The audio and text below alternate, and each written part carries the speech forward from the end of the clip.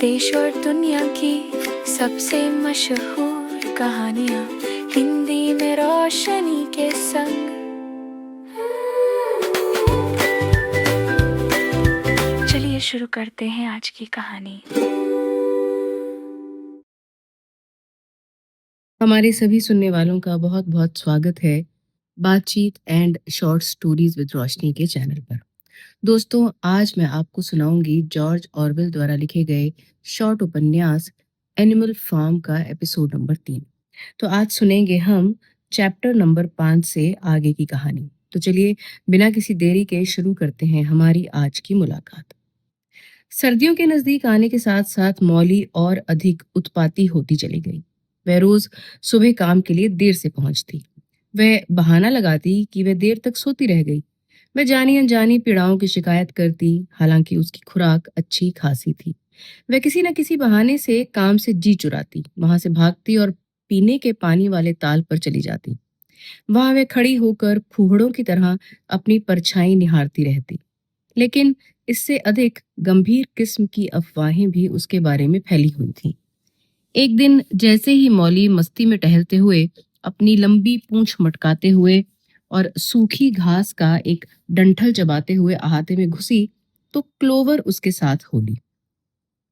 मौली, उसने कहा, मुझे तुमसे एक बहुत ही गंभीर बात करनी है। आज मैंने तुम्हें पशु बाड़े को फॉक्सवुड से अलग करने वाली झाड़ी के पार झांकते हुए देखा। मिस्टर विल्किंगटन का एक आदमी झाड़ी की उस तरफ खड़ा हुआ था और मैं काफी दूर थी, लेकिन मुझे पक्का यकीन है कि मैंने देखा वह तुमसे बात कर रहा था और तुम उसे अपनी नाक सहलाने दे रही थी। इसका क्या मतलब है मौली? नहीं नहीं, उसने ऐसा नहीं किया। मैं नहीं थी वहां। ये सच नहीं है, मौली जोर से बोली। वह इठलाने और जमीन खोदने लगी। मौली, मेरी आंखों में झांक कर देखो। क्या तुम मुझे वचन दे सकती हो कि वह तुम्हारी नाक नहीं सहला रहा था? ये सच नहीं है, मौली ने अपने शब्द दोहराए। लेकिन वह क्लोवर की आंखों से आंखें नहीं मिला पाई। अगले ही पल वह अपने पंजों पर उछली और खेत की तरफ सरपट दौड़ ली। क्लोवर को एक तरीका सूझा। किसी से भी कुछ कहे बिना वह मौली के थान पर गई और अपने सुम से पुआल को पलट दिया। पुआल के नीचे थोड़ी सी गुड़ की भेली और अलग अलग रंगों के रिबनों के कई गुच्छे छुपे रखे थे। 3 दिन बाद मौली गायब हो गई। कई हफ्तों तक उसका कुछ भी पता नहीं मिला। फिर कबूतरों ने बताया कि उन्होंने उसे विलिंगडन के परली तरफ देखा है। वह लाल काले रंग में पुते एक शानदार तांगे की छड़ में जुटी हुई थी। वह तांगा एक सार्वजनिक इमारत के बाहर खड़ा था। वह मोटा ललचौहे मुंह वाला आदमी, जिसने चार खाने वाले जांघिया और गेटर्स यानी घुटनों तक के जूते पहने हुए थे और भटियारों जैसा लग रहा था, मौली की नाक सहलाते हुए उसे गुड़ खिला रहा था। मौली का कोट नया नया था और उसने अपने भाल केशों पर सिंदूरी रिबन बांध रखा था। कबूतरों ने बताया कि लगता है जैसे अब वह बहुत खुश है। इसके बाद किसी भी पशु ने मौली का जिक्र नहीं किया। जनवरी का मौसम बहुत खराब आया। धरती लोहे की तरह सख्त हो गई थी। खेतों में कुछ भी नहीं किया जा सका। बड़े बखार में कई बैठकें आयोजित की गईं और सुअरों ने आने वाले मौसम के लिए काम की रूपरेखा बनाने में खुद को व्यस्त कर लिया। ये स्वीकार कर लिया गया कि सूअर, जो घोषित रूप से दूसरे जानवरों से ज्यादा चतुर हैं, बाड़े की नीतियों के सभी सवाल तय किया करें। हालांकि उनके फैसले बहुमत से समर्थन के बाद लागू किए जाने थे। ये व्यवस्था ठीक ठाक चलती रहती अगर स्नोबॉल और नेपोलियन के बीच विवाद ना खड़े होते। ये दोनों उस हर मुद्दे पर असहमत हो जाते जहां असहमत होने की गुंजाइश होती। यदि दोनों में से एक ज्यादा एकड़ में जौ बोने का सुझाव देता, तो दूसरा जई के लिए ज्यादा एकड़ जमीन की मांग करेगा। और यदि उनमें से एक बताता कि फलां फलां खेत बंद गोभी के लिए बिल्कुल सही है, तो दूसरा घोषणा कर देता कि ये तो सिवाय कंदमूल के किसी भी दूसरी चीज के लिए बेकार है। दोनों के अपने समर्थक थे और कई बार गर्मा गर्म बहसें हो जाती। बैठकों में स्नोबॉल अक्सर अपने बेहतरीन भाषणों की वजह से बहुमत से जीत जाता, लेकिन नेपोलियन बीच बीच में अपने लिए प्रचार करा के समर्थन पा लेता। वह भेड़ों के संबंध में खास तौर पर सफल था। पिछले कुछ अरसे से भेड़ों ने 4 टांगे अच्छी 2 टांगे खराब मौसम बेमौसम मिमियाना शुरू कर दिया था। वे अक्सर एक आकर बैठक में व्यवधान डालती। ये पाया गया कि वे स्नोबॉल के भाषण के दौरान नाजुक क्षणों में 4 टांगे अच्छी 2 टांगे खराब का राग विशेष रूप से अलापने लगते। स्नोबॉल को फार्म हाउस के किसान और पशुपालक पत्रिकाओं के कुछ पुराने अंक मिल गए थे और इसने इनका बारीकी से अध्ययन किया था। उसके पास नवीनता और सुधारों के लिए ढेरों योजनाएं थी। वह खेतों की नालियों, चारे को हरा बनाए रखने और कचरे आदि के बारे में विद्वत्तापूर्ण बातें करता। उसने पशुओं के लिए एक ऐसी पेचीदा योजना बनाई थी कि वे सीधे ही खेतों में हर दिन अलग अलग जगह पर हगा करें। इससे ढुलाई की मेहनत बचेगी। नेपोलियन की खुद की कोई योजना नहीं होती थी, लेकिन वह शांति से कहता कि स्नोबॉल की योजनाओं से कुछ नहीं होने वाला। लगता वह अपने समय की प्रतीक्षा कर रहा है। लेकिन कुल मिलाकर उनका कोई भी विवाद इतना कटु नहीं था जितना पवन चक्की को लेकर हुआ। लंबे चारागाह में फार्म की इमारतों के पास ही वहां एक छोटी सी टेकरी थी, जो बाड़े की सबसे ऊंची जगह थी। जमीन का सर्वेक्षण करने के बाद स्नोबॉल ने घोषणा की, ये पवन चक्की के लिए बिल्कुल सही जगह है। पवन चक्की से डायनामो चलाया जा सकेगा और बाड़े को बिजली की सप्लाई की जा सकेगी। इससे बाड़े में रोशनी होगी, सर्दियों में वे गर्म रहेंगे। इससे एक चक्करदार आरी, चारा काटने की मशीन, चुकंदर की फांके काटने की मशीन और दूध दोहने की बिजली की मशीन भी चलाई जा सकेगी। पशुओं ने इससे पहले कभी इस तरह की चीजों के बारे में सुना भी नहीं था, क्योंकि बाड़ा पुरानी किस्म का था और उसमें बाबा आदम के जमाने की मशीनें थी। वे मुंह बाएं सुनते रहे और स्नोबॉल उन शानदार मशीनों की मायावी तस्वीरें खींचता रहा, जो उनके काम कर दिया करेंगे और वे आराम से खेतों में चरते रहेंगे या पढ़ लिख कर या बातचीत करके अपना ज्ञान बढ़ाते रहेंगे। कुछ ही सप्ताहों में पवन चक्की के लिए स्नोबॉल ने योजनाओं को अंतिम रूप दे दिया। इसके ज्यादातर ब्यौरे, मिस्टर जोन्स की 3 किताबें, घर में करने के 1000 उपयोगी काम, हर आदमी खुद को मिस्त्री और नौसिखियों के लिए बिजली से आए। स्नोबॉल ने अपने अध्ययन के लिए साइबान चुना, जो कभी अंडे सेने के बक्से रखने में काम आता था। इसका लकड़ी का समतल चिकना फर्श ड्राइंग का काम करने के लिए उपयुक्त था। वह खुद को घंटों के लिए इस कमरे में बंद कर लेता। एक पत्थर के टुकड़े की मदद से किताबें खुली रखता। अपने पैरों के जोड़ों के बीच चौक का एक टुकड़ा फंसा कर वह तेजी से आगे पीछे चलता। एक के बाद एक दूसरी रेखाएं खींचता और उत्तेजना से धीमे धीमे प्यां प्यां करता। धीरे धीरे ये खाके क्रैंकों और दांतेदार पहियों के जटिल जाल में बदल गए।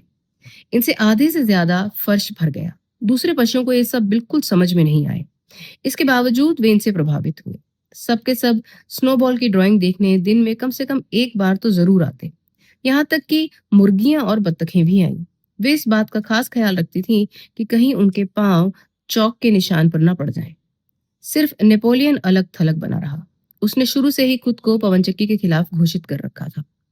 अलबत्ता एक दिन वह अचानक ही बिना किसी उम्मीद के मुआयना करने आ पहुंचा और साइबान में भारी कदमों से चहलकदमी करता रहा।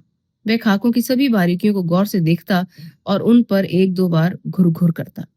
वह उन्हें कनखियों से ध्यानपूर्वक देखता रहा। अचानक उसने अपनी टांग उठाई, खाकों पर मुंह किया और एक शब्द भी बोले बिना बाहर निकल गया। पवन चक्की के मामले में पूरा बाड़ा भीतर तक बटा हुआ था। स्नोबॉल इस बात से इनकार नहीं करता था कि इसे बनाना मुश्किल काम होगा। पत्थरों की खुदाई करनी होगी, उनकी दीवारें खड़ी की जाएंगी, पाल बनाने होंगे और उसके बाद डायनामो और तारों की जरूरत पड़ेगी। इन्हें कैसे हासिल किया जाना था, स्नोबॉल ने ये नहीं बताया, लेकिन उसका दावा था कि ये सब साल भर में किया जा सकता है। उसने घोषणा की कि इसके बाद इतने परिश्रम की बचत होगी, पशुओं को सप्ताह में सिर्फ 3 दिन काम करने की जरूरत पड़ेगी। दूसरी तरफ नेपोलियन ने तर्क दिया कि इस वक्त की सबसे बड़ी जरूरत खाद्य अन्न उत्पादन करने की है और अगर वे पवन चक्की पर वक्त बर्बाद करते रहेंगे तो सब के सब भूखे मर जाएंगे। पशुओं ने इन नारों के अंतर्गत खुद को 2 धड़ों में बांट लिया। स्नोबॉल को वोट दो, सप्ताह में 3 दिन काम करो, और नेपोलियन को वोट दो और भरी हुई नाद पाओ। बेंजामिन ही एक ऐसा अकेला पशु था जो किसी भी धड़े की तरफ नहीं झुका। उसने दोनों ही बातें मानने से इनकार कर दिया कि या तो अधिक खाना मिला करेगा और या फिर पवन चक्की की मेहनत से बचत होगी। पवन चक्की या पवन चक्की नहीं, उसका कहना था जिंदगी हमेशा पहले की तरह बदहाली में चलती रहेगी। पवन चक्की के लिए विवादों के अलावा बाड़े की सुरक्षा का भी प्रश्न था। ये अच्छी तरह महसूस कर लिया गया था कि मनुष्यों को तबेले की लड़ाई में हरा तो दिया गया है, वे फिर से मिस्टर जोन्स को वापस लाने के लिए दूसरा और पहले से ज्यादा संकल्प के साथ हमला कर सकते हैं। ऐसा करने के लिए उनके पास ठोस कारण भी थे, क्योंकि उनकी हार की खबर देश के दूर दराज के इलाकों तक पहुंच गई थी और पड़ोसी बाड़ों के पशु अब पहले की तुलना में ज्यादा बेचैन थे। हमेशा की तरह स्नोबॉल और नेपोलियन एक दूसरे से असहमत थे। नेपोलियन के अनुसार पशुओं को जो सबसे जरूरी काम करना चाहिए वह ये है कि बंदूकें आदि हासिल की जाएं और उन्हें चलाने का प्रशिक्षण प्राप्त किया जाए। स्नोबॉल का कहना था कि उन्हें ज्यादा से ज्यादा कबूतर बाहर भेजते रहना चाहिए जो पास पड़ोस की बाड़ों में बगावत के लिए उन्हें उकसाएंगे। एक ने यह तर्क दिया कि यदि वे खुद की रक्षा नहीं कर पाए तो तय है उन्हें हरा दिया जाएगा, और दूसरे का तर्क ये था कि यदि हर जगह बगावत हो जाए तो उन्हें अपनी रक्षा करने की जरूरत नहीं पड़ेगी। पशुओं ने पहले नेपोलियन को सुना, फिर स्नोबॉल की बात सुनी। वे तय नहीं कर पाए कि इनमें से सही कौन है। अलबत्ता वे हमेशा खुद को उससे सहमत पाते जो उस समय उनके सामने बोल रहा होता। आखिर वह दिन आ ही गया जब स्नोबॉल की योजनाएं पूरी हो गईं। आने वाले रविवार को होने वाली बैठक में यह सवाल मतदान के लिए सामने रखा जाना था कि पवन चक्की पर काम शुरू किया जाए या नहीं। जब सारे पशु बड़े बखार में जमा हो गए तो स्नोबॉल उठा और भेड़ों की मिमियाहट के द्वारा व्यवधान डालने के बावजूद पवन चक्की के निर्माण के समर्थन में अपने कारण गिनाने लगा। तब नेपोलियन जवाब देने के लिए खड़ा हुआ। उसने बहुत मजे से कहा कि पवन चक्की सिर्फ बकवास है और कोई भी इसके पक्ष में वोट ना दे। वह ही कहकर बैठ गया। वह मुश्किल से 30 सेकंड के लिए बोला होगा और उसने इस बात की शायद ही परवाह की कि उसकी बात ने क्या प्रभाव छोड़ा है। इस पर स्नोबॉल अपनी टांगों पर उछला और भेड़ों की, जिन्होंने फिर से मिमियाना शुरू कर दिया था, डपट कर चुप कराते हुए पवन चक्की के पक्ष में भावपूर्ण अपील करने लगा। अब तक तो पशु अपनी अपनी सहानुभूति में बराबर बराबर बटे हुए थे, लेकिन एक ही पल में स्नोबॉल की वाक्पटुता ने उन्हें पिघला दिया। आवेशपूर्ण वाक्यों में उसने उस वक्त के बाड़े की तस्वीर खींची जब पशुओं की पीठ पर से घिनौना बोझ उतार दिया जाएगा। अब उसकी कल्पनाशीलता चारा काटने की मशीनों और शलजम की फांकें करने वाली मशीन से आगे जा चुकी थी। उसने कहा कि बिजली थ्रेशिंग मशीनें हल, हेंगा, लोढ़े चला सकती हैं और कटाई कर सकती हैं, फसल के गट्ठे बांध सकती हैं। इसके अलावा इससे हर थान को अपनी बिजली, रोशनी, ठंडा और गर्म पानी और बिजली का हीटर मिल सकेगा। जब उसने अपनी बात खत्म की तो इस बात में कोई शक नहीं रहा कि वे वोट किसके पक्ष में डालेंगे। लेकिन अचानक तभी नेपोलियन उठा और स्नोबॉल की तरफ अजीब तरीके से कनखियों से देखते हुए उसने बहुत ऊंची आवाज में पिन पिनाहट की आवाज निकाली। ऐसी आवाज निकालते उसे किसी ने सुना नहीं था। इस पर वहां बाहर की तरफ से भौंकने की भयंकर आवाजें आई और 9 बड़े बड़े कुत्ते, जिन्होंने पीतल जड़े कॉलर लगा रखे थे, छलांगे मारते हुए बखार में घुस आए। वे सीधे स्नोबॉल की तरफ लग गए। वह ठीक वक्त पर अपनी जगह से कूद कर हटा और इस तरह उनके झपटते पंजों को खुद से बचा सका। पल भर में ही वह दरवाजे से बाहर था और वे उसके पीछे थे। एकदम भौचक्के और भयभीत अवाक पशु इस तरह पीछा किए जाने को देखने के लिए दरवाजे पर भीड़ लगाकर खड़े हो गए। स्नोबॉल सड़क की तरफ वाले लंबे चरागाह में सरपट दौड़ा चला जा रहा था। वह इतनी तेज दौड़ रहा था कि जितना तेज एक सूअर ही दौड़ सकता है, लेकिन ये कुत्ते एकदम उसके पीछे लगे थे। अचानक वह झपटा और ये बिल्कुल लगा कि वे उसे दबोच लेंगे।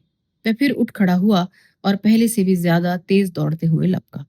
एक बार फिर कुत्ते उसके बिल्कुल पास पहुंच गए। उनमें से एक ने तो स्नोबॉल की पूंछ अपने पंजों में दबोच ही ली थी कि स्नोबॉल ने ठीक वक्त पर पूंछ को उमेट कर खुद को बचा लिया। तब उसने थोड़ा और दम लगाया और कुछ ही इंचों के अंतराल से बाड़े के एक छेद के पार निकल गया और फिर कभी किसी ने उसे नहीं देखा। मूक और आतंकित पशु वापस बखार में सरक आए। पल भर में कुत्ते छलांगे लगाते लौट आए। पहले तो कोई कल्पना भी नहीं कर सका कि आखिर ये जीव आए कहां से, लेकिन जल्दी ही इस समस्या का समाधान हो गया। ये वही पिल्ले थे जिन्हें नेपोलियन उनकी माओ से ले गया था और उन्हें गुपचुप बड़ा करता रहा था।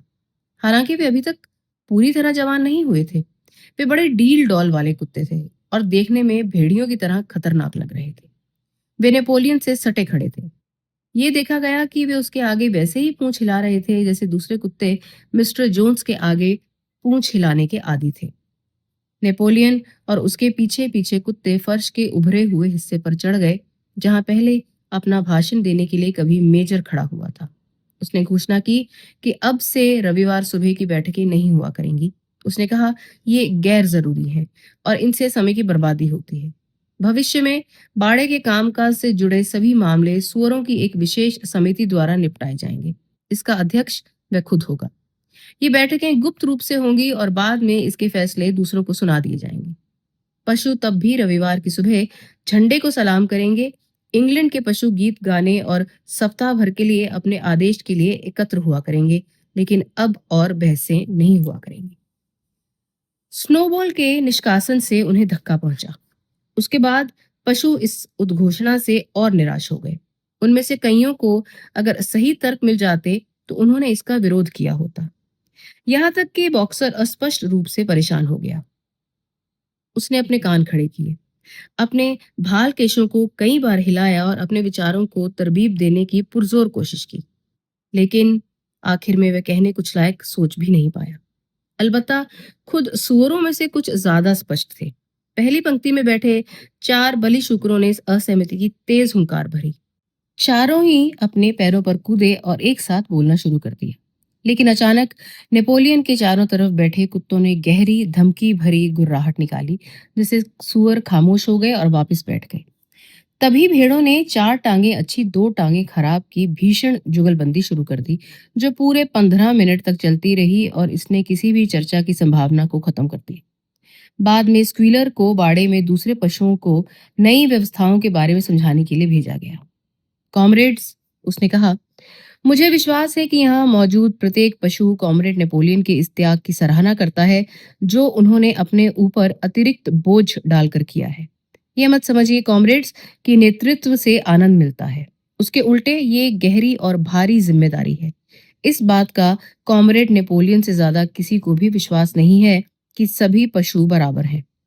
इस बात की उन्हें बेहद खुशी होगी कि आप लोग अपने फैसले खुद कर सकें। लेकिन कभी-कभी आप गलत फैसले भी ले सकते हैं कॉमरेड्स। और तब हम क्या करेंगे?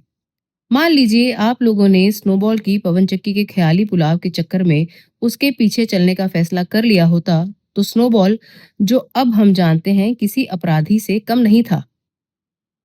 वह तबेले की लड़ाई में बहादुरी से लड़ा था, किसी ने कहा। बहादुरी ही काफी नहीं है, स्वीलर ने कहा। निष्ठा और आज्ञा पालन ज्यादा महत्वपूर्ण है।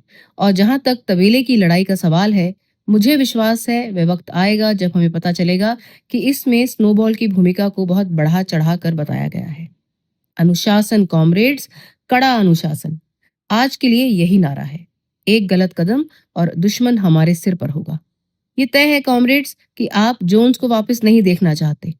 एक बार फिर इस तर्क का उत्तर नहीं था। निश्चित रूप से पशु जोन्स को वापस नहीं चाहते थे। यदि रविवार की सुबह के समय बहसें करने से जोन्स वापस आ सकता था, तो ये बहसें जरूर बंद हो जानी चाहिए। बॉक्सर ने, जिसके पास अब सोचने समझने के लिए वक्त था, आम राय को इस तरह व्यक्त किया। यदि कॉमरेड नेपोलियन ऐसा कहते हैं तो ये सही ही होगा। और तब उसने एक ध्येय बनाया। नेपोलियन हमेशा ठीक कहते हैं। ये उसके मैं और अधिक कड़ा परिश्रम करूंगा के व्यक्तिगत लक्ष्य के अलावा था। इस समय तक मौसम खुल चुका था और वसंत की वक्त की जुताई शुरू हो चुकी थी। वह साइबान, जिसमें स्नोबॉल ने पवनचक्की के खाके खींचे थे, बंद कर दिया गया था और ये मान लिया गया था कि खाकों को जमीन पर से मिटा दिया गया है। हर रविवार की सुबह 10 बजे सभी पशु बड़े बखार में इकट्ठे होते और सप्ताह के लिए अपने आदेश प्राप्त करते। जनाब मेजर की खोपड़ी, जिस पर से मांस झड़ चुका था, फ्लौदियान से कब्र से खोदकर निकाली गई तथा झंडे के डंडे के नीचे एक ठूंठ पर उसे सजा दिया गया था। झंडा चढ़ाने के बाद अब पशुओं से उम्मीद की जाती थी कि वे बखार में घुसने से पहले खोपड़ी के आगे से सम्मानजनक तरीके से गुजरे। आजकल वे पहले की तरह एक साथ नहीं बैठते थे। नेपोलियन स्क्वीलर और मिनिमस नाम के एक दूसरे सूर के साथ उठे हुए चबूतरे पर आगे आगे बैठता। मिनिमस गीत और कविताएं रचने में माहिर था। पूरे 9 युवा कुत्ते उनके चारों तरफ अर्धचंद्राकार घेरे में बैठते। दूसरे सुअरों ने बैठने की जगह पीछे चुन ली थी। बाकी सभी पशु उनकी तरफ मुंह करके मुख्य बखार में बैठते। नेपोलियन रूखी फौजी आवाज में सप्ताह के लिए आदेश पढ़कर सुनाता और एक बार इंग्लैंड के पशु गीत गा लेने के बाद सब पशु तितर बितर हो जाते। स्नोबॉल की निकासी के बाद तीसरे रविवार पशुओं को नेपोलियन की ये उद्घोषणा सुनकर कुछ हैरानी हुई कि आखिरकार पवन चक्की बनानी ही होगी। उसने अपना विचार बदलने के पीछे कोई कारण नहीं दिया, लेकिन पशुओं को चेतावनी भर दे दी कि इस अतिरिक्त काम का मतलब बहुत अधिक मेहनत होगा, यहाँ तक कि उनका राशन कम करने की भी जरूरत पड़ सकती है। अलबत्ता खाके और योजनाएं एक एक बारीकी के साथ पहले ही तैयार किए जा चुके थे। पिछले 3 सप्ताह से सुअरों की एक विशेष समिति इस पर काम कर रही थी। दूसरे कई सुधारों के साथ पवन चक्की के निर्माण में 2 साल लगने की उम्मीद थी। उस शाम स्क्वीलर ने दूसरे पशुओं को अलग से बताया कि नेपोलियन दरअसल कभी भी पवन चक्की के विरुद्ध नहीं था। इसके विपरीत ये नेपोलियन ही था जिसने शुरू शुरू में पवन चक्की का समर्थन किया था, और जो नक्शे स्नोबॉल ने अंडे सेने वाले कमरे में जमीन पर बनाए थे, सच तो ये है कि वे नेपोलियन के कागजों में से चुराए गए थे। वास्तव में पवन चक्की नेपोलियन के दिमाग की ही उपज थी। किसी ने पूछा कि तब वह पवन चक्की के खिलाफ इतने कड़े विरोध में क्यों बोला था। इस पर स्क्वीलर बहुत धूर्त दिखाई दिया। ये तो, उसने कहा, नेपोलियन की चालाकी थी। उसने ऐसा लगने दिया कि वह पवन चक्की के खिलाफ है ताकि स्नोबॉल से छुटकारा पाया जा सके। स्नोबॉल एक खतरनाक चरित्र था और गलत असर डाल रहा था। अब स्नोबॉल का कांटा साफ हो चुका था, इसलिए पवन चक्की की योजना बिना किसी बाधा के पूरी की जा सकती है। यही, स्क्वीलर ने कहा, रणनीति कहलाती है। उसने गोल गोल घूमते हुए, पूंछ ऐंठते हुए और ठहाके लगाते हुए कई बार रणनीति कॉमरेड्स, रणनीति दोहराया। पशुओं को पता नहीं था कि इस शब्द का मतलब क्या होता है, लेकिन एक तो स्क्वीलर इतनी विश्वसनीयता के साथ बोला और दूसरे संयोग से 3 कुत्ते उस समय वही मौजूद थे जो धमकी भरी आवाज में गुर्रा रहे थे। सबने कोई सवाल किए बिना उसका स्पष्टीकरण मान लिया। चैप्टर 6। पूरे बरस पशुओं ने गुलामों की तरह काम किया, लेकिन वे अपने काम से खुश थे।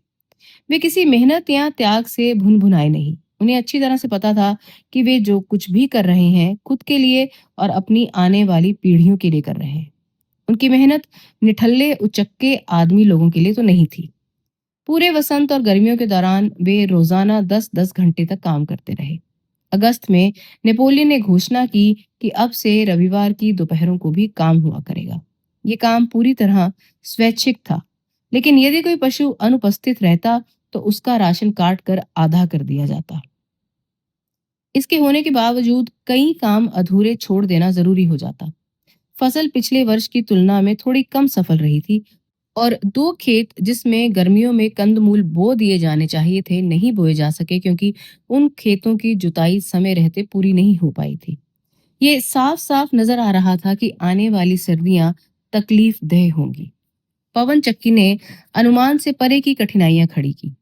बाड़े पर ही चूने के पत्थर की एक अच्छी खदान थी और नौकर चाकरों वाले कमरे में से रेत और सीमेंट काफी मात्रा में मिल गया। इस तरह इमारती सामान वही मिल गया था। लेकिन शुरू शुरू में जिस समस्या से पशु पार नहीं पा सके थे, वह थी पत्थरों को काम लायक आकारों में किस तरह से तोड़ा जाए। इसे करने के लिए गैंती और सब्बल के सिवाय कोई तरीका नजर नहीं आ रहा था, और यही काम पशु नहीं कर पा रहे थे क्योंकि कोई भी पशु पिछली 2 टांगों पर खड़ा नहीं हो सकता था। ये तो कई हफ्तों की बेकार हुई मेहनत के बाद किसी को सही तरीका सूझा कि गुरुत्वाकर्षण के बल का प्रयोग करके देखा जाए। बड़े बड़े शिलाखंड खदान की तली में चारों तरफ बिखरे पड़े थे। ये इतने बड़े थे कि इन्हें इसी आकार में कहीं इस्तेमाल नहीं किया जा सकता था।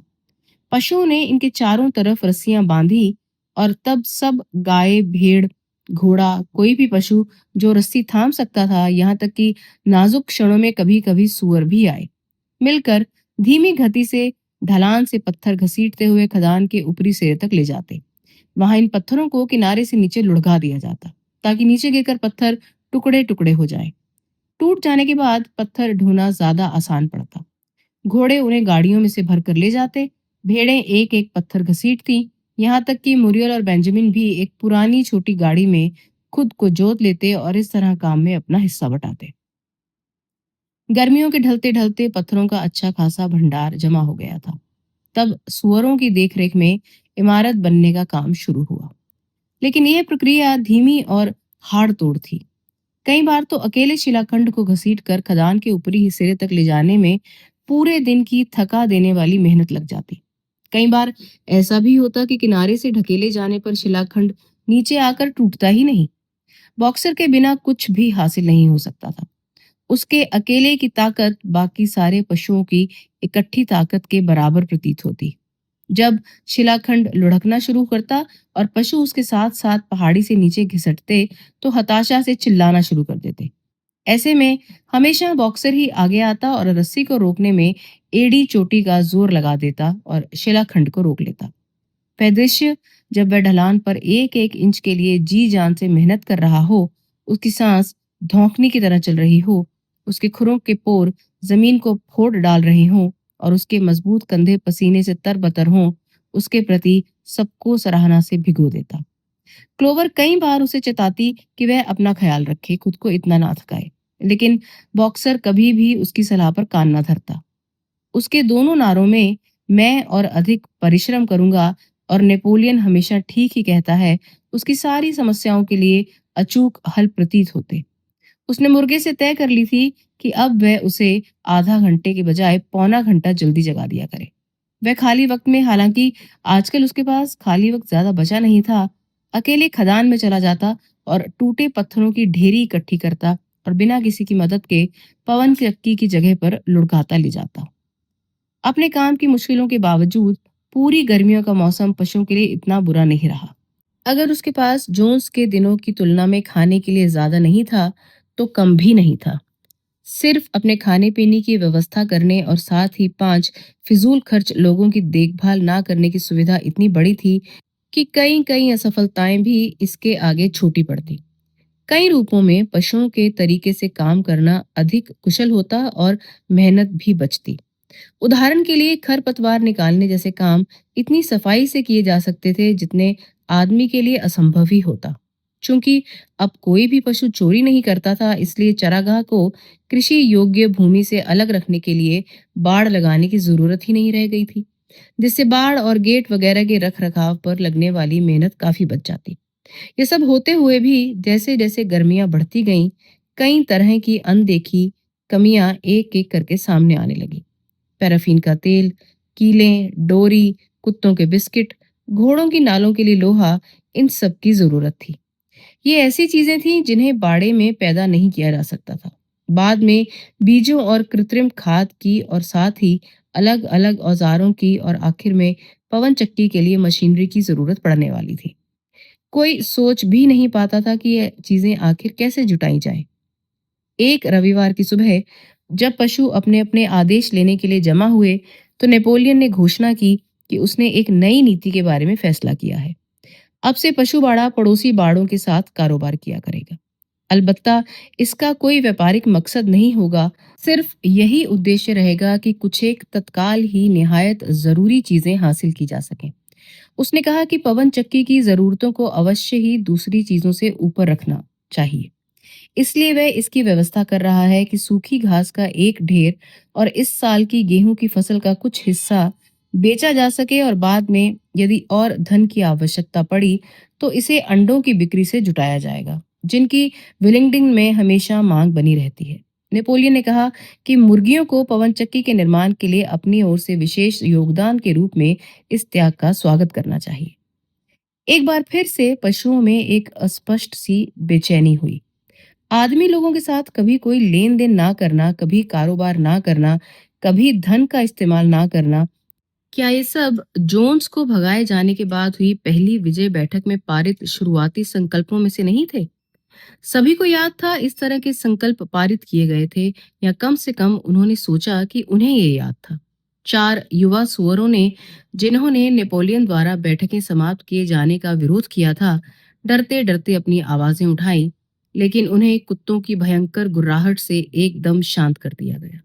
तब हमेशा की तरह भेड़ों ने 4 टांगें अच्छी 2 टांगें खराब का राग अलापना शुरू कर दिया और थोड़ी देर के लिए जो फूहड़पन आ गया था उससे पार पा लिया गया। अंततः नेपोलियन ने शांति बनाए रखने के लिए अपना पैर ऊंचा किया और बताया कि वह पहले ही सारी व्यवस्थाएं कर चुका है। किसी भी पशु के आदमी लोगों के संपर्क में आने की कोई जरूरत नहीं थी। ये साफ तौर पर बिल्कुल पसंद नहीं किया जाएगा। वह सारा का सारा बोझ अपने कंधों पर उठाने की मंशा रखता है। विलिंगडन में एक वकील मिस्टर विम्पर रहते हैं। उन्होंने बाड़े और बाहरी दुनिया के बीच बिचौलिया बनना स्वीकार कर लिया है। वे हर सोमवार की सुबह हिदायतें देने के लिए आया करेंगे।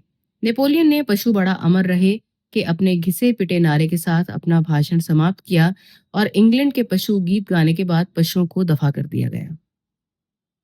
बाद में स्क्वीलर ने बाड़े का एक चक्कर लगाया और पशुओं के दिमाग ठंडे कर दिए। उसने आश्वस्त किया कि कारोबार करने और धन के इस्तेमाल के खिलाफ कभी भी संकल्प पारित नहीं किया गया था और ना ही सुझाया ही गया था। ये पूरी तरह कपोल कल्पित बात है। शायद जिसकी जड़ें शुरू-शुरू में स्नोबॉल द्वारा प्रचारित झूठों में कहीं मिल जाएं।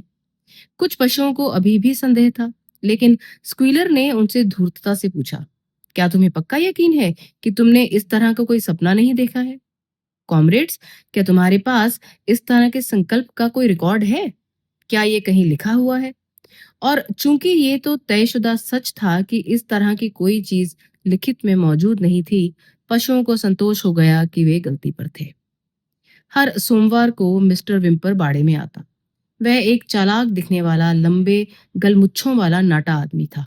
वह कारोबार की दृष्टि से बहुत ही मामूली किस्म का वकील था, लेकिन इतना तेज था कि उसने किसी और से पहले ही ये ताड़ लिया था कि पशु बाड़े को एक दलाल की जरूरत पड़ेगी और मिलने वाला कमीशन अच्छा होगा।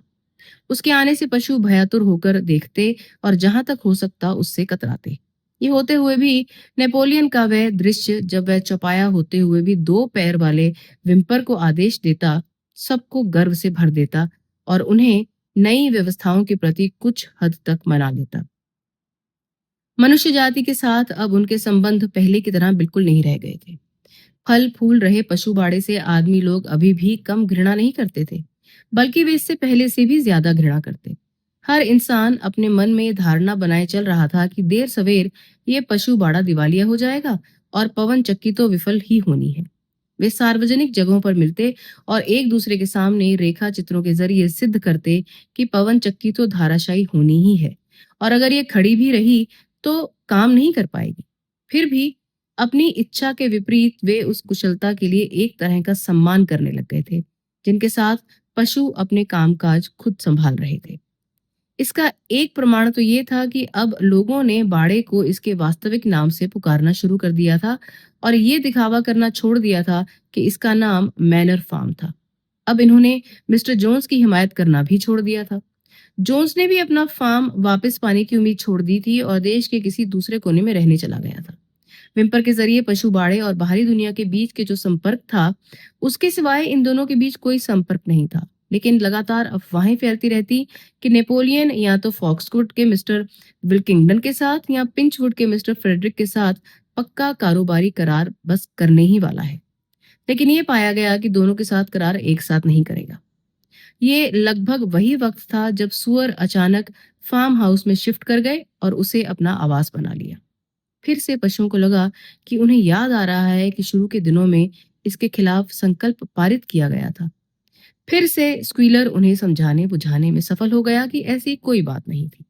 उसने बताया कि यह निहायत जरूरी था कि सुअर काम करने के लिए शांत जगह पर रहे। ये नेताजी की गरिमा के भी अधिक अनुरूप पड़ता था। कुछ अरसे से उसने नेपोलियन को नेताजी के रूप में जिक्र करना शुरू कर दिया था। वे मामूली खोबार में रहने की बजाय एक घर में रहे। इसके बावजूद कुछ ये जानकर व्यथित हुए कि सुअरों ने न केवल रसोई में भोजन करना शुरू कर दिया है और ड्राइंग रूम को मनोरंजन कक्ष की तरह इस्तेमाल करने लगे हैं, बल्कि बिस्तरों पर सोने भी लगे हैं। बॉक्सर ने इसे भी नेपोलियन हमेशा ठीक करते हैं के साथ हमेशा की तरह उड़ा दिया। लेकिन क्लोवर को लगा, उसे याद है कि बिस्तरों के खिलाफ पक्का नियम बनाया गया था। वह बखार के आखिर की तरफ गई और वहां खुदे हुए 7 धर्मादेशों की गुत्थी सुलझाने की कोशिश की। अलग अलग अक्षरों से आगे कुछ भी पढ़ पाने में खुद को असमर्थ पाकर वह मुरियल को पकड़ लाई। उसने मुरियल से कहा, मुझे चौथा धर्मादेश पढ़कर सुनाओ। क्या इसमें बिस्तर पर कभी ना सोने के बारे में कुछ लिखा हुआ है? थोड़ी सी तकलीफ के बाद मुरियल ने हिज्जे करके पढ़ लिया। इसमें लिखा है, कोई भी पशु चादरों के साथ बिस्तर पर नहीं सोएगा। उसने अंततः बताया। आश्चर्य की बात थी, क्लोवर को ये याद नहीं रहा कि चौथे धर्मादेश में चादरों का जिक्र है। लेकिन अब चूंकि ये दीवार पर लिखा हुआ था, ये ऐसा ही रहा होगा। स्क्वीयर, जो संयोग से उसी वक्त 2 या 3 कुत्तों की अगवानी में वहां से गुजर रहा था, उसने सारा मामला ही सही नजरिए से साफ करके बता दिया। तो आपने सुन लिया है कॉमरेड्स कि हम सुअर लोग फार्म हाउस में बिस्तरों पर सोते हैं, और आखिर क्यों ना सोएं? आप लोग ये नहीं मानकर चले रहे होंगे कि बिस्तरों के खिलाफ कोई कायदा है। बिस्तर का मतलब तो सिर्फ सोने की जगह होता है। थान में पुआल के गट्ठर को ठीक कर बिस्तर मान लिया जाता है। कानून तो चादरों के खिलाफ था, जो कि मनुष्य का आविष्कार है। हमने फार्म हाउस के बिस्तरों से चादरें उठा दी हैं और कंबलों के बीच सोते हैं। और वे बिस्तर हैं भी काफी आरामदेह। लेकिन मैं आपको बता सकता हूँ कॉमरेड्स कि हम आजकल जितना दिमागी काम करते हैं उसे देखते हुए ये हमारी जरूरत से ज्यादा आरामदेह नहीं है। आप हमें हमारे आराम से तो वंचित नहीं करेंगे। क्या आप ऐसा करेंगे कॉमरेड्स? आप नहीं चाहेंगे कि हम इतना थक जाएं कि काम ही ना कर सकें। निश्चित ही आप में से कोई भी जोन्स की वापसी नहीं देखना चाहेगा। पशुओं ने तत्काल ही उसे इस मुद्दे पर आश्वस्त कर दिया। इसके बाद सुअरों के फार्म हाउस में बिस्तरों पर सोने के बारे में और कुछ भी नहीं सुना गया। फिर कुछ दिन बाद ये घोषणा की गई कि अब से सुअर सुबह के वक्त दूसरे पशुओं की तुलना में 1 घंटा देर से उठा करेंगे, तो इसके खिलाफ भी कोई शिकायत नहीं की गई। शरद ऋतु के आते आते पशु थक चुके थे, फिर भी खुश थे। उन्होंने एक कठिन और तकलीफदेह बरस गुजारा था और सूखी घास और मकई का कुछ हिस्सा बेच देने के बाद भी सर्दियों के लिए अनाज के भंडार बहुत अधिक तो नहीं थे, लेकिन पवन चक्की ने सब चीजों की भरपाई कर दी थी। अब तक ये लगभग आधी बन चुकी थी। फसल के बाद कुछ अरसे के लिए साफ शुष्क मौसम आया तो पशुओं ने पहले की तुलना में ये सोचकर और ज्यादा मेहनत की। वे पत्थर ढोने के नीरस काम में दिन भर खटते रहे कि ऐसा करके वे दीवार को 1 आध फुट और ऊपर चढ़ा लेंगे। बॉक्सर रात के वक्त भी बाहर आ जाता और शरद ऋतु की चांदनी में 1 2 घंटे काम करता। अपनी फुर्सत के क्षणों में पशु अधूरी बनी चक्की के आसपास चक्कर काटते, इसकी दीवारों की मजबूती और इसके समकोण पर खड़ी लंबाई की तारीफ करते। वे खुद पर आश्चर्य करते कि वे भी ऐसी कठिन चीज खड़ी कर सकते हैं। सिर्फ बेंजामिन ही पवन चक्की को लेकर उत्साहित होने से इनकार कर देता। अलबत्ता हमेशा की तरह अपनी गूढ़ टिप्पणी दोहराता कि गधे लंबे समय तक जीवित रहते हैं। नवंबर आया तो तेज दक्षिणी पश्चिमी हवाएं चलने लगी। इमारत का काम रोक देना पड़ा, क्योंकि अब सब कुछ इतना गीला रहता था कि गारा तैयार करना मुश्किल हो जाता था। आखिर ऐसी रात आई जब आंधी इतनी भयानक थी कि बाड़े की इमारतें अपनी जड़ से हिल गईं। बखार की छत से कई टाइलें उखड़कर दूर जा गिरी। मुर्गियां आतंकित होकर तेजी से चिंचियाती नींद से उठ बैठी। उन सब ने कहीं एक दूर बंदूक की गोली छूटने का सपना देख लिया था। सुबह अपने अपने थानों से बाहर आकर उन्होंने पाया कि झंडे का डंडा उखड़कर नीचे आ गिरा है। फ्लोद्यान के द्वार पर लगा हिमरोई का पेड़ गाजर मूली की तरह उखड़ा पड़ा है। उन्होंने यह भी देखा कि सब पशुओं की घुटी सी चीख निकल गई। उनकी आंखों ने एक भयानक नजारा दिखा। पवन चक्की धाराशायी हो चुकी थी। सब एक साथ उस जगह की तरफ लपके। नेपोलियन, जो शायद ही चहलकदमी से ज्यादा तेज चलता था, सबसे आगे दौड़ा। हाँ, यहाँ पड़ा है मिट्टी में मिला हुआ उनके सारे संघर्षों का फल। वे पत्थर जिन्हें उन्होंने तराशा था, इतनी मेहनत से ढोकर लाए थे, अब चारों तरफ बिखरे पड़े थे। कुछ भी कहने में असमर्थ, पहले तो वो गिर पड़े पत्थरों के ढेर को अफसोस के साथ घूरते रहे। नेपोलियन बिना कुछ बोले आगे पीछे होता रहा। बीच बीच में वह जमीन सूंघने लगता। उसकी पूंछ एकदम कड़ी हो गई थी और तेजी से दाएं बाएं फड़क रही थी। ये इस बात का संकेत था कि वह गहरे तनाव से गुजर रहा है। उसने धीमे से कहा, कॉमरेड्स, क्या आप जानते हैं इसके लिए कौन जिम्मेदार है? क्या आप उस दुश्मन को जानते हैं जो रात में आया और हमारी पवन चक्की को तहस नहस कर गया? स्नोबॉल। वे अचानक तूफानी आवाज में गरजा। ये काम स्नोबॉल ने किया है, एक निरे बैर भाव से, ये सोचकर कि वे हमारी योजनाओं को धूल में मिला देगा और इस तरह अपने बदनामी भरे निष्कासन के लिए बदला चुका लेगा। वह विश्वासघाती रात के अंधेरे में घुस आया और हमारी बरस भर की मेहनत पर पानी फिर गया। कॉमरेड्स, मैं अभी और यहीं स्नोबॉल को मृत्यु दंड की सजा देता हूँ। जो भी उसे ये सजा देगा, उसे पशु वीर मध्यम कोटि और आधी पेटी सेब मिलेंगे। उसे जिंदा पकड़कर लाने वाले को पूरी पेटी सेब मिलेंगे। पशु ये जानकर अपनी कल्पना से भी परे हतप्रभ थे कि स्नोबॉल भी इस तरह की किसी हरकत के लिए दोषी हो सकता है। चारों तरफ रोष की चिल्लाहट होने लगी। हर कोई स्नोबॉल को अगर वह कभी वापस आता है पकड़ने की तरकीबें सोचने लगे। लगभग तभी टेकरी से थोड़ी ही दूर घास में एक सुअर के पैरों के निशान मिल गए। वे सिर्फ कुछ गज तक ही देखे जा सके, लेकिन ऐसा लगता था कि वे बाड़े में छेद की तरफ जाते हैं। नेपोलियन ने गहरी सांस लेकर उन्हें सूंघा और घोषित कर दिया कि ये निशान स्नोबॉल के ही हैं। उसने अपनी ये राय भी दी कि स्नोबॉल शायद फॉक्सवुड फार्म की दिशा से आया था। अब और देर नहीं कॉमरेड्स। पैरों के निशानों की पहचान कर लेने के बाद नेपोलियन ने कहा, हमें काम करना है। हम आज सुबह ही पवन चक्की को दोबारा बनाना शुरू कर देंगे। इसे हम पूरी सर्दियों, बरसात या गर्मियों में बनाते रहेंगे। हम उस विश्वासघाती को ये पाठ पढ़ाकर ही रहेंगे कि वह हमारी मेहनत पर इतनी आसानी से पानी नहीं फेर सकता। याद रखो कॉमरेड्स, हमारी योजनाओं में कोई भी रद्दोबदल नहीं होनी चाहिए। वे आखिरी दिन तक पूरी की जाएंगी।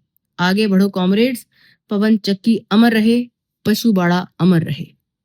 तो दोस्तों, यहाँ समाप्त होता है चैप्टर 6 और हमारी आज की मुलाकात। जल्द ही मैं इसका अगला एपिसोड लेकर आपसे मिलने पहुंचूंगी। मैं हूं आपकी दोस्त रोशनी और आप सुन रहे हैं बातचीत and short stories with Roshni.